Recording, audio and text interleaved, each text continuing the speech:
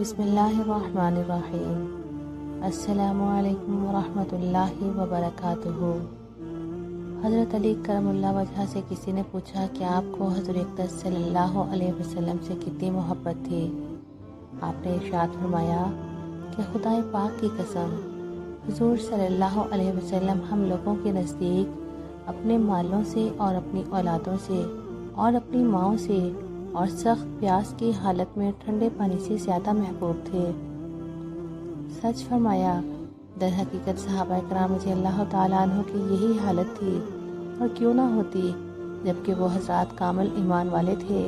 اور اللہ جل شانہ کا ارشاد ہے، آپ ان سے کہہ دیجئے کہ اگر تمہارے باپ اور تمہارے بیٹے اور تمہارے بھائی اور تمہاری بیویاں اور تمہارا کنبہ اور وہ مال جو تم نے کمائے ہیں اور وہ تجارت جس میں نکاسی نہ ہونے کا تم کو اندیشہ ہو اور وہ گھر جن کو تم پسند کرتے ہو، اگر یہ سب چیزیں تم کو اللہ سے اور اس کے رسول سے اور اس کی راہ میں جہاد کرنے سے زیادہ پیاری ہوں تو تم منتظر رہو یہاں تک کہ اللہ تعالیٰ اپنا حکم بھیج دیں، اور اللہ تعالیٰ بے حکمی کرنے والوں کو ان کے مقصود تک نہیں پہنچاتا۔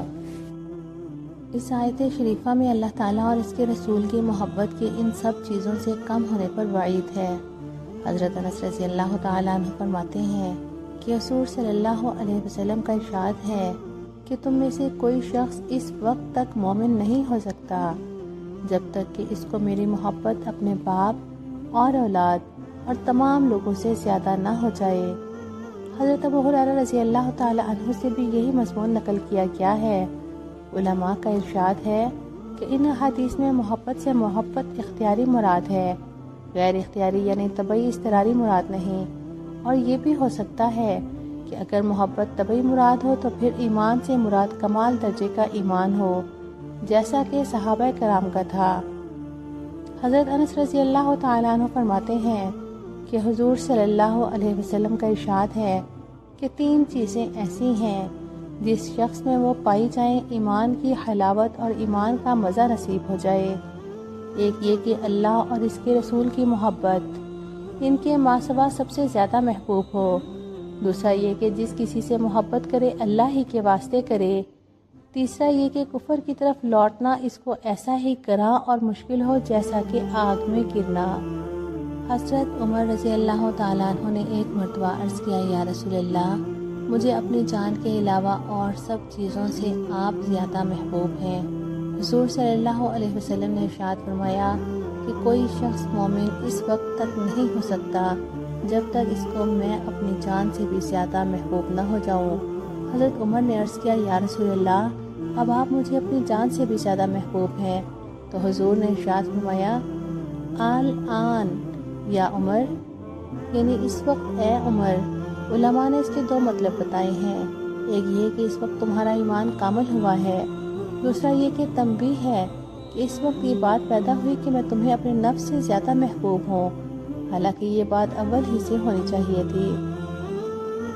سہیل تستری رحمۃ اللہ علیہ کہتے ہیں کہ جو شخص ہر حال میں حضور کو اپنا والی نہ جانے اور اپنے نفس کو اپنی ملک میں سمجھے، وہ سنت کا مزہ نہیں چکھ سکتا۔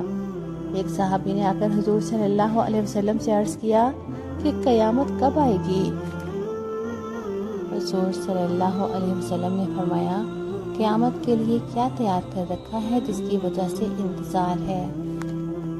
انہوں نے عرض کیا، یا رسول اللہ، میں نے بہت سی نمازیں اور روزے اور صدقے تو تیار نہیں کر رکھے، البتہ اللہ اور اس کے رسول کی محبت میرے دل میں ہے۔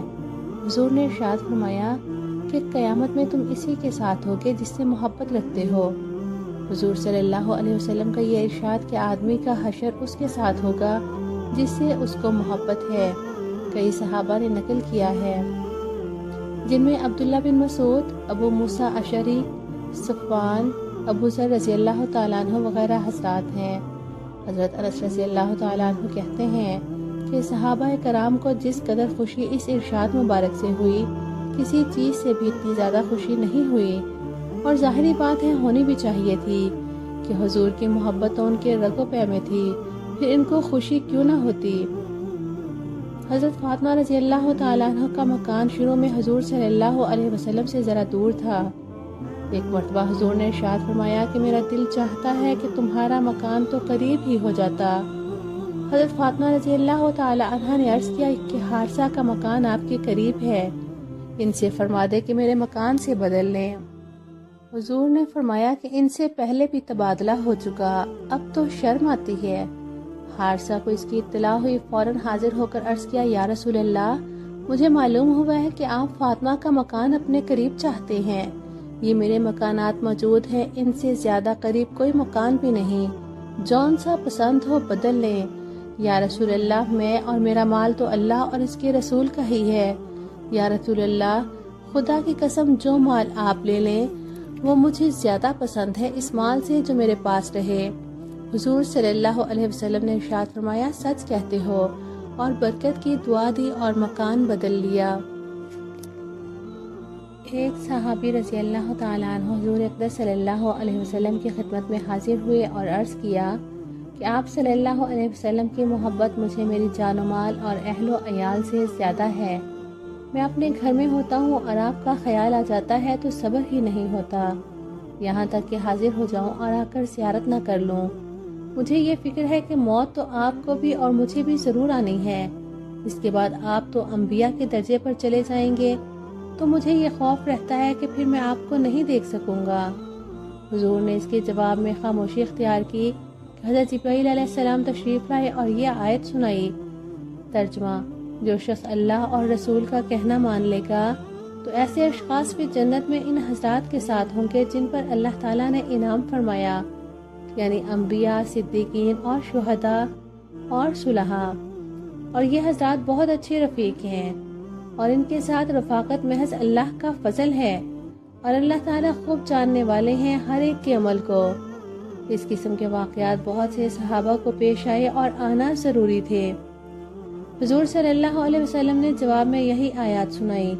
چنانچہ ایک صحابی رضی اللہ تعالیٰ عنہ حاضر ہوئے اور عرض کیا یا رسول اللہ، مجھے آپ سے ایسی محبت ہے کہ جب خیال آ جاتا ہے اگر اسی وقت حاضر ہو کر زیارت نہ کر لوں تو مجھے غالب گمان ہوتا ہے کہ میری جان نکل جائے، مگر مجھے یہ خیال ہے کہ اگر میں جنت میں داخل بھی ہو گیا تب بھی آپ سے تو نیچے درجے میں ہوں گا، مجھے تو جنت میں بھی آپ کی زیارت کے لیے بڑی مشقت ہوگی۔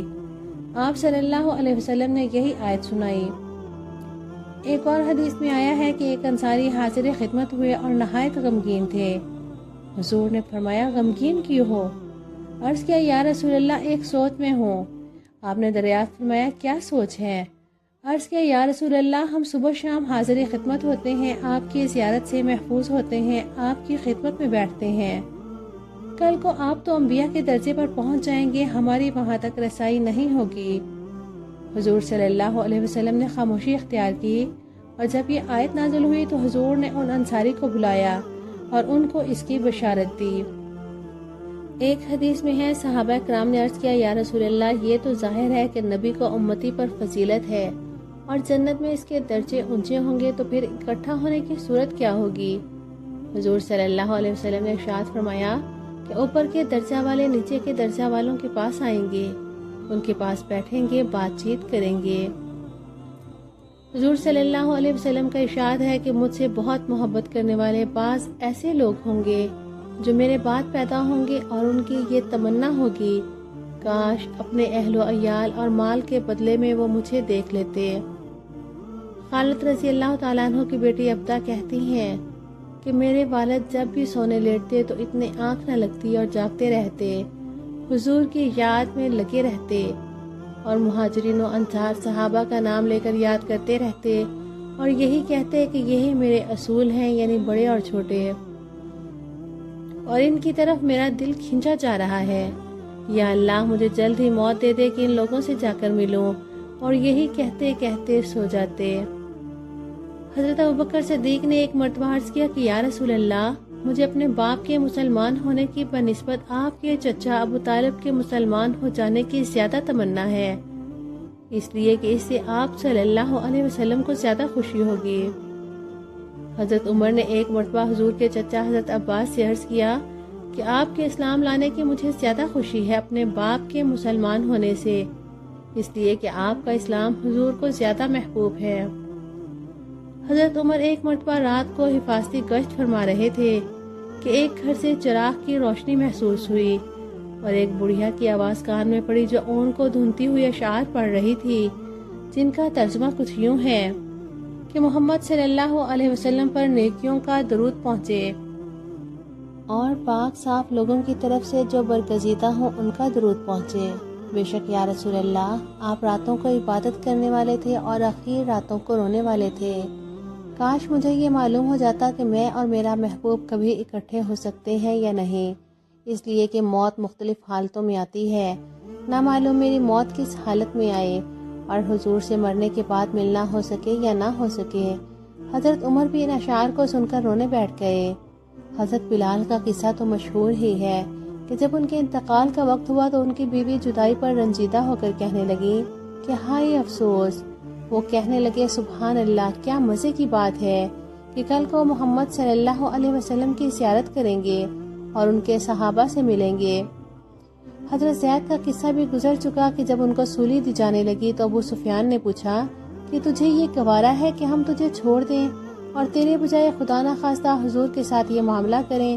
تو زید نے کہا خدا کی قسم، مجھے یہ بھی گوارا نہیں کہ حضور اپنے دولت قدا پر تشریف فرما ہوں اور وہاں ان کو ایک کانٹا بھی چبھ جائے اور میں اپنے گھر آرام سے رہ سکوں۔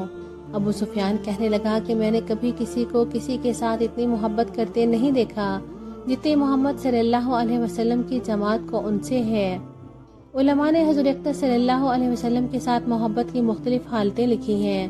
قاضی ایاز فرماتے ہیں کہ جو شخص کسی چیز کو محبوب رکھتا ہے اس کو ماں سوا پر ترجیح دیتا ہے، یعنی محبت معنی کی ہے، ورنہ محبت نہیں، محض دعوی محبت ہے۔ بس حضور صلی اللہ علیہ وسلم کے ساتھ محبت کی علامات میں سب سے شان والی یہ ہے کہ آپ کا اقتداء کرے، آپ کا طریقہ اختیار کرے اور آپ کے اقوال و افعال کی پیروی کرے، آپ کے احکامات کی بجاوری کرے، آپ نے جن چیزوں سے روک دیا ہے ان سے پرہیز کرے، خوشی میں، رنج میں، تنگی میں، وسعت میں، ہر حال میں آپ کے طریقے پر چلے۔